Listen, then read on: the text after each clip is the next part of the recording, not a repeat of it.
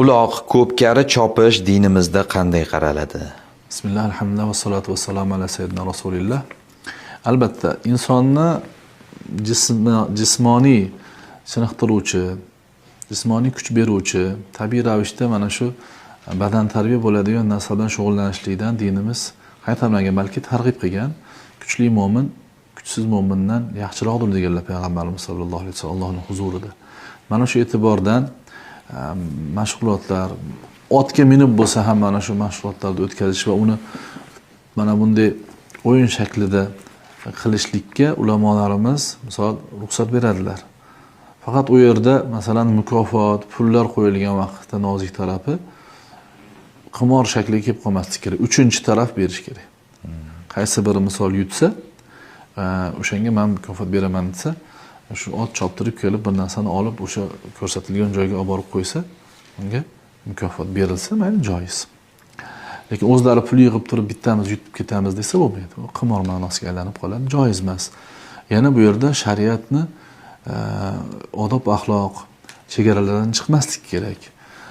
Bir-birini urib tashab, qamchilarda bir-birini uradigan holatlar bor, bir-birini haligi so'kadigan holatlar bor. Bunaqa bo'ladigan bo'lsa joiz emas. Ya'ni bir ishga ruxsat berishgan vaqtda u ishni o'zi joiz bo'lsa ham qo'shimcha tarafdan har xil haligi bir-biriga zarar yetkazadigan holatda bo'ladigan bo'lsa, u haligi odamlarga gunoh olib kelib qoladi.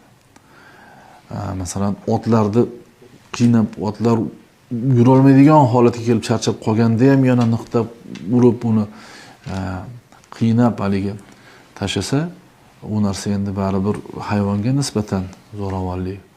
Bu narsalarga e'tibor berish kerak bo'ladi. Undan tashqari bitta narsa bor.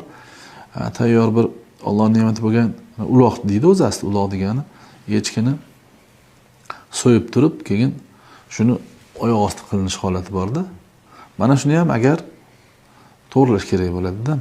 Shuni boshqa bir narsani qo'yib turib, shuni olib talashib olib kelish holati bo'ladigan bo'lsa, mana shuni qilsa, yana ham yaxshi bo'ladi-da. Shu narsalarga e'tibor berish kerak bo'ladi. Ulamolar mana shu narsani ta'kidlaydilar. Shunaqa bo'ladigan bo'lsa, sof, ya'ni insonni quvvati, insonni kuchi, insonni badan tarbiya, ya'ni jismoniy quvvatiga sabab bo'ladigan nega e'tibordan bunga ruxsat beriladi, lekin mana bu chegaralardan chiqmaslik kerak, aytilgan narsalarga rioya qilish kerak bo'ladi. Vallohu a'lam.